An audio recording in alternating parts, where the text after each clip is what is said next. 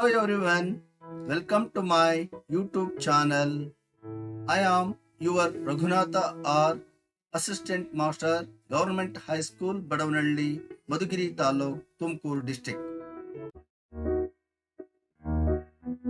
Dear students, in the last class, we discussed about Subhash Chandra Bose, the great Indian freedom fighter. In this class, we are going to discuss about the famous Indian politician, social reformer, and economist. He is Dr. B.R. Ambedkar.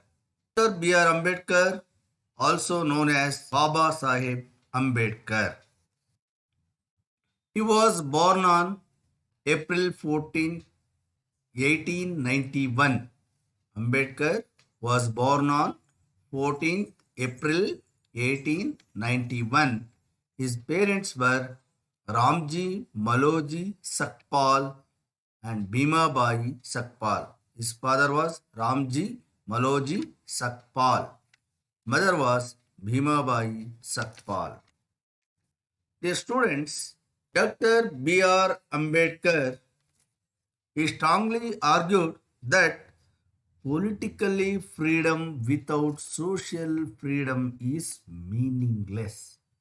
Dr. B.R. Ambedkar says that political freedom without social freedom is meaningless. ಸಾಮಾಜಿಕ ಸ್ವಾತಂತ್ರ್ಯವಿಲ್ಲದ ರಾಜಕೀಯ ಸ್ವಾತಂತ್ರ್ಯ ಸಂಪೂರ್ಣವಾಗಿರ್ತಕ್ಕಂಥ ರೀತಿಯಲ್ಲಿ ಅದು ಅರ್ಥಹೀನ. ಸಾಮಾಜಿಕ ಸ್ವಾತಂತ್ರ್ಯವಿಲ್ಲದ ರಾಜಕೀಯ ಸ್ವಾತಂತ್ರ್ಯ ಅದು ಅರ್ಥಹೀನ ಅಂತಕ್ಕಂಥ ವಾದವನ್ನ ಪ್ರಬಲವಾಗಿ ಮಂಡಿಸಿರ್ತಕ್ಕಂಥವರು doctor B R Ambedkar. According to Dr. B.R. Ambedkar, unless the last man is the fold hierarchical social system. Hierarchical means ಏಣಿ ಶ್ರೇಣಿ. ಸಮಾಜದಲ್ಲಿರ್ತಕ್ಕಂಥ ಏಣಿ ಶ್ರೇಣಿ ವ್ಯವಸ್ಥೆಯಲ್ಲಿ, ಸಾಮಾಜಿಕ ವ್ಯವಸ್ಥೆಯ ಏಣಿ ಶ್ರೇಣಿಯಲ್ಲಿ ಯಾರು ಕಟ್ಟ ಕಡೆಯ ವ್ಯಕ್ತಿ ಇದಾನೋ, the last man is the foot of hierarchical social system.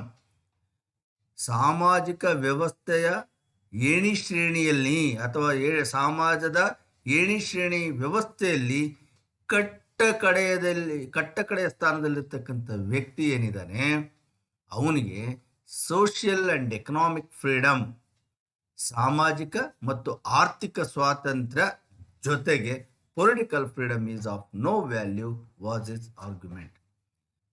ಸಾಮಾಜಿಕ ಸ್ವಾತಂತ್ರ್ಯ ಮತ್ತು ಆರ್ಥಿಕ ಸ್ವಾತಂತ್ರ್ಯಗಳಿಲ್ಲದೆ ಹೋದರೆ ಈ ಒಂದು ರಾಜಕೀಯ ಸ್ವಾತಂತ್ರ್ಯ ಆಗ್ತಕ್ಕಂಥದ್ದು ಯಾವುದೇ ರೀತಿಯಲ್ಲೂ ಅರ್ಥವನ್ನು ಪಡ್ಕೊಳ್ಳೋದಿಲ್ಲ. ಆದ್ದರಿಂದ ಇವರು ಹೇಳೋದಿಷ್ಟೇ, ಸಾಮಾಜಿಕ ಸ್ವಾತಂತ್ರ್ಯ ನೀಡದ ಹೊರತು ಸಮಾಜದ ಕಟ್ಟ ಕಡೆಯ ಸ್ಥಾನದಲ್ಲಿರ್ತಕ್ಕಂಥ ವ್ಯಕ್ತಿ, ಅಂದರೆ ನಾವೇನೀಗೇನು ಅನ್ಟಚಬಲ್ಸ್ ಅಂತ ಏನು ಹೇಳ್ತೀವಿ, ಅಂತ ಅನ್ಟಚಬಲ್ ಹ್ಯೂಮನ್ ಬೀಯಿಂಗ್ಸ್ ಯಾರಿದ್ದಾರೆ ಅವರಿಗೆ ಸಾಮಾಜಿಕ ಸ್ವಾತಂತ್ರ್ಯವನ್ನು ಮೊದಲು ಕೊಡಬೇಕು. ಸಾಮಾಜಿಕ ಸ್ವಾತಂತ್ರ್ಯ ಮತ್ತು ಆರ್ಥಿಕ ಸ್ವಾತಂತ್ರ್ಯಗಳು ದೊರೆತಾಗ ಪೊಲಿಟಿಕಲ್ ಫ್ರೀಡಮ್ ಅಂತಕ್ಕಂಥದ್ದಕ್ಕೆ ಅರ್ಥ ಬರುತ್ತೆ. ಸೊ ಸೋಷಿಯಲ್ ಮತ್ತು ಎಕನಾಮಿಕ್ ಫ್ರೀಡಮ್ ದೊರೆಯದೆ ಹೋದರೆ political freedom is of no value. ಈ ಒಂದು ರಾಜಕೀಯ ಸ್ವಾತಂತ್ರ್ಯಕ್ಕೆ ಅರ್ಥ ಇಲ್ಲ. ಆದ್ದರಿಂದ ಸಮಾಜದ ಈ ಒಂದು ಏಣಿ ಶ್ರೇಣೀಕೃತ ಅಥವಾ ಶ್ರೇಣೀಕೃತ ವ್ಯವಸ್ಥೆಯಲ್ಲಿ ಕಡೆ ಸ್ಥಾನದಲ್ಲಿರ್ತಕ್ಕಂಥ ವ್ಯಕ್ತಿಗೆ ಸಾಮಾಜಿಕ ಸ್ವಾತಂತ್ರ್ಯ ಮತ್ತು ಆರ್ಥಿಕ ಸ್ವಾತಂತ್ರ್ಯಗಳು ಬೇಕು ಅಂತಕ್ಕಂಥ ವಾದವನ್ನ ಬಲವಾಗಿ ಮಂಡಿಸಿರ್ತಕ್ಕಂಥವರು doctor B R Ambedkar. He introduced the concept of India not only as a political entity but a whole system. ಇಲ್ಲಿ ಒಂದು ಹೊಸ ಕಾನ್ಸೆಪ್ಟ್ ಅನ್ನು ಇವರು ಮಂಡಿಸ್ತಾರೆ.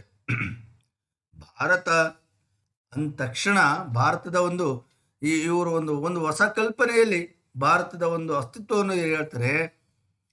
Not only as A political entity, Bharat ಅಂತಂದ್ರೆ ರಾಜಕೀಯ ಅಸ್ತಿತ್ವ ಮಾತ್ರ ಇಲ್ಲ, ಬಟ್ ಎ ಹೋಲ್ ಸಿಸ್ಟಮ್, ಇಡೀ ಒಂದು ವ್ಯವಸ್ಥೆಯನ್ನು ನಾವು ಸಮಗ್ರವಾಗಿರ್ತಕ್ಕಂಥ ದೃಷ್ಟಿಕೋನದಿಂದ ನೋಡಿದಾಗ ಭಾರತವನ್ನು ಅರ್ಥೈಸಿಕೊಳ್ಳಲಿಕ್ಕೆ ಸಾಧ್ಯ ಆಗುತ್ತೆ ಅಂತಕ್ಕಂಥ ಮಾತನ್ನ ಹೇಳ್ತಾರೆ.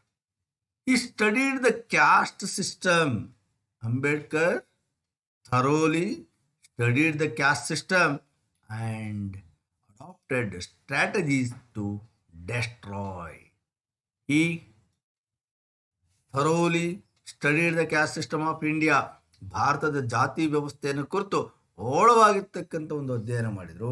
ಅಂಡ್ ಆಲ್ಸೋ ಈ ಅಡಾಪ್ಟೆಡ್ ಸಮ್ ಸ್ಟ್ರಾಟಜೀಸ್ ಅಂದರೆ ತಂತ್ರಗಾರಿಕೆ, ಕೆಲವೊಂದು ತಂತ್ರಗಳನ್ನು ಅಳವಡಿಸಿಕೊಂಡು ಈ ಒಂದು ಜಾತಿ ವ್ಯವಸ್ಥೆಯನ್ನು ನಾಶ ಮಾಡಬೇಕು ಅಂತಕ್ಕಂಥದ್ದನ್ನು ಅವರು ಹೇಳ್ತಾರೆ. ಯಾಕಂದರೆ ಜಾತಿ ವ್ಯವಸ್ಥೆ ಅಂತಕ್ಕಂಥದ್ದು ಭಾರತಕ್ಕೆ ಪೂರಕ ಅಲ್ಲ, ಭಾರತವನ್ನು ಸರ್ವನಾಶ ಮಾಡುತ್ತೆ.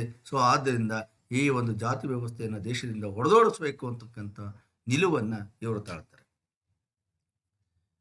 ಇನ್ order to prove that the untouchables have been denied even basic human rights, ಈ ಒಂದು ಅನ್ಟಚಬಲ್ಸ್ಗೆ ಬೇಸಿಕ್ ಹ್ಯೂಮನ್ ರೈಟ್ಸ್ ಏನಿತ್ತು ಅಂದರೆ ಒಂದು ಸಹಜವಾಗಿರ್ತಕ್ಕಂಥ ಮಾನವ ಹಕ್ಕುಗಳೇನಿತ್ತು, ಮೂಲ ಮಾನವ ಹಕ್ಕುಗಳನ್ನೇ ದಮನ ಮಾಡಿ ಹಾಕಿದ್ರು. ಅದು ಎಷ್ಟು ಮಟ್ಟಿಗೆ ಇವರಿಗೆ ಮಾನವ ಹಕ್ಕುಗಳನ್ನು ಒಂದು ಬೇಸಿಕ್ ಆಗಿರ್ತಕ್ಕಂಥ ಏನು ತೀರಾ ಅಗತ್ಯವಾಗಿರ್ತಕ್ಕಂಥ ಮಾನವ ಹಕ್ಕುಗಳೇನಿದ್ದು ಆ ಮಾನವ ಹಕ್ಕುಗಳನ್ನು ಸಹ ಈ ಅನ್ಟಚಬಲ್ಸ್ ಕೊಟ್ಟಿರಲ್ಲ. ಇದನ್ನು ನೆನಪಿಸುವ ಸಲುವಾಗಿ ಅಂದರೆ ಇವರ ಒಂದು ಸ್ಥಿತಿಗತಿ ಅನ್ಟಚಬಲ್ಸ್ ಅಂತಾರೆ ಯಾವ ರೀತಿ ನಡೆಸ್ಕೊಂಡಿದ್ದಾರೆ ಅನ್ನೋದನ್ನು ತೋರಿಸ್ಲಿಕ್ಕೆ ಈ ಆರ್ಗನೈಸ್ಡ್ ಮಹತ್ tank and Kalaram temple movements, ಇಲ್ಲಿ ಮಹತ್ ಟ್ಯಾಂಕ್ ಚಳವಳಿ ಮತ್ತು ಕಲಾರಾಮ್ ದೇವಾಲಯ ಚಳವಳಿಗಳನ್ನು ಹಮ್ಮಿಕೊಳ್ತಾರೆ. ಈ ಮಹತ್ ಟ್ಯಾಂಕ್ ಅಂತಕ್ಕಂಥದ್ದು ಒಂದು ಸಾರ್ವಜನಿಕವಾಗಿರ್ತಕ್ಕಂಥ ಕೊಳ. ಅಲ್ಲಿ ಈ ಅನ್ಟಚಬಲ್ಸ್ಗೆ ನೀರನ್ನು ತಗೊಂಡು ಬರಲಿಕ್ಕೆ ಅವಕಾಶವನ್ನು ಮಾಡಿಕೊಟ್ಟಿರಲಿಲ್ಲ.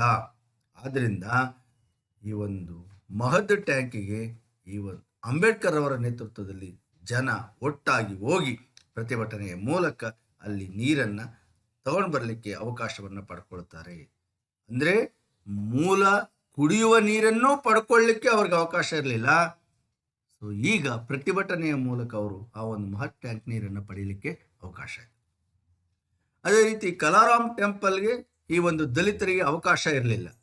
ಆಗ ಅದನ್ನು ಸಹ ಪ್ರತಿಭಟಿಸಿ ಅಂಬೇಡ್ಕರ್ ನೇತೃತ್ವದಲ್ಲಿ ಜನ ಹೋರಾಟವನ್ನು ಮಾಡಿದಾಗ ಕಲಾರಾಮ್ ದೇವಾಲಯಕ್ಕೆ ದಲಿತರಿಗೆ ಪ್ರವೇಶವನ್ನು ಕೊಡಲಾಯಿತು. ಸೊ ಅಂದರೆ ದೇವಾಲಯಗಳಿಗೆ ಪ್ರವೇಶ ಇರಲಿಲ್ಲ, ಕುಡಿಯೋ ನೀರನ್ನೂ ಸಹ ಅವರು ಕೆರೆ ನೀರನ್ನು ಕುಡಿಲಿಕ್ಕೂ ಸಹ ಬಳಸುವಂಥ ಅವಕಾಶದಿಂದ ವಂಚಿತರಾಗಿದ್ದರು.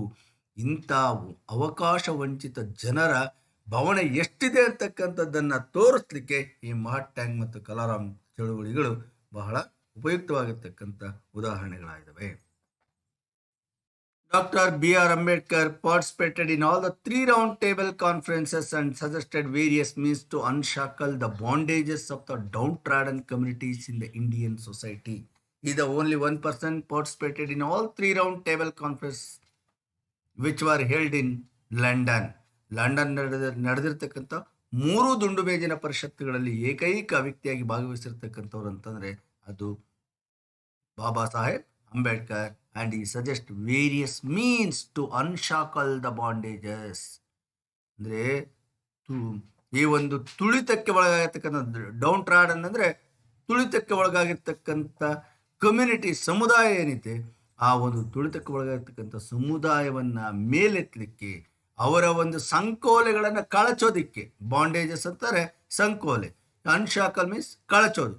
ಈ ಒಂದು ಬಾಂಡೇಜ್ ತುಳಿತಕ್ಕೆ ಒಳಗಾಗಿರ್ತಕ್ಕಂಥ ಜನರ ದಾಸ್ಯವನ್ನು, ಬಾಂಡೇಜಸ್ ಮೀನ್ಸ್ ದಾಸ್ಯವನ್ನು ಕಳಚಲಿಕ್ಕೆ ಇವರು 3 ದುಂಡು ಮೇಜಿನ ಪರಿಷತ್ತುಗಳಲ್ಲಿ ಭಾಗವಹಿಸಿದರು.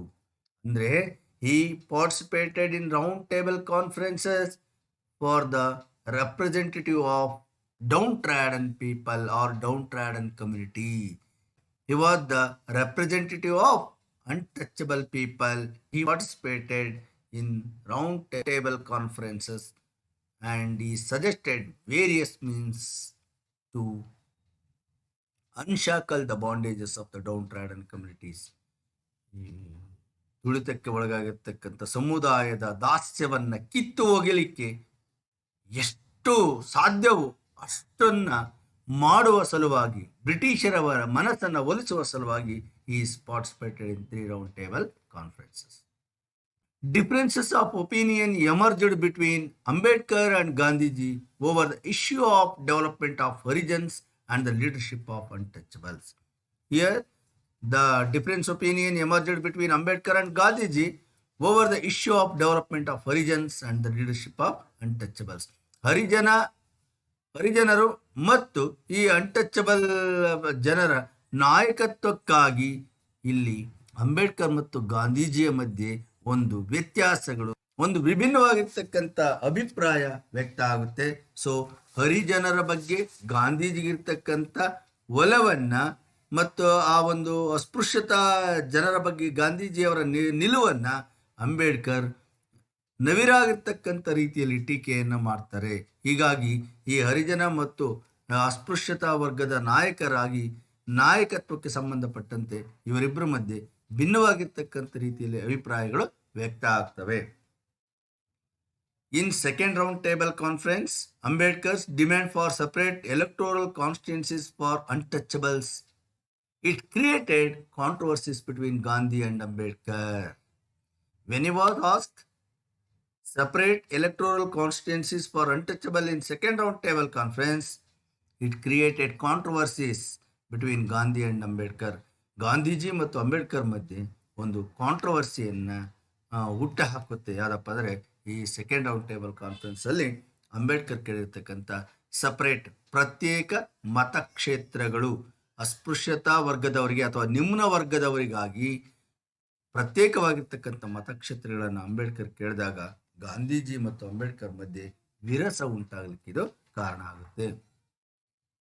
Ambedkar was Diwan to Baroda Maharaja. He was worked as Diwan under Baroda Maharaja.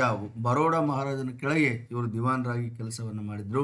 He was a member of Bombay Legislative Council and later was also a member of Viceroy's Legislative Council.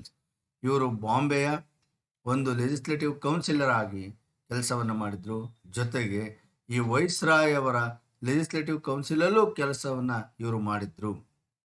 Doctor BR Ambedkar never joined the Indian national Congress. ಇವರು ಎಂದೂ ಸಹ ಭಾರತ ರಾಷ್ಟ್ರೀಯ ಕಾಂಗ್ರೆಸ್ ಅನ್ನು ಸೇರಲಿಲ್ಲ. ರಾಷ್ಟ್ರೀಯ ಕಾಂಗ್ರೆಸ್ಸಿನ ಹೊರಗಡೆ ನಿಂತ್ಕೊಂಡು ಅಸ್ಪೃಶ್ಯತಾ ವರ್ಗದ ಜನರ ಹಿತಕ್ಕಾಗಿ ಇವರು ಹೋರಾಟವನ್ನ ಮಾಡಿದರು. ಈ ಫೌಂಡೆಡ್ ಬಹಿಷ್ಕೃತ ಹಿತಕಾರಿಣಿ ಸಭಾ ಅಂಡ್ ಸ್ವತಂತ್ರ ಕಾರ್ಮಿಕ ಪಾರ್ಟಿ. ಅಂಬೇಡ್ಕರ್ ಫೌಂಡೆಡ್ ಬಹಿಷ್ಕೃತ ಹಿತಕಾರಿಣಿ ಸಭಾ ಅಂತಕ್ಕಂಥ ಒಂದು ಸಂಸ್ಥೆಯನ್ನ ಮತ್ತೆ ಸ್ವತಂತ್ರ ಕಾರ್ಮಿಕ ಪಾರ್ಟಿ ಅಂತಕ್ಕಂಥ ಒಂದು ಪಕ್ಷಕ್ಕೆ ಇವರು ಅಸ್ಥಿಭಾರವನ್ನ ಹಾಕಿದರು. ಅಂಡ್ ಆಲ್ಸೋ ಈ ಪಬ್ಲಿಷ್ಡ್ 4 ಪೀರಿಯಾಡಿಕಲ್ಸ್, ಪತ್ರಿಕೆಗಳನ್ನು ಆರಂಭಿಸಿದ್ರು. ಒಂದು ಪ್ರಬುದ್ಧ ಭಾರತ, ಜನತ, ಮೂಕನಾಯಕ ಮತ್ತು ಬಹಿಷ್ಕೃತ Bharat. These were the 4 periodicals published by Dr. B.R. Ambedkar. A constitution was needed to chalk out the future of independent India.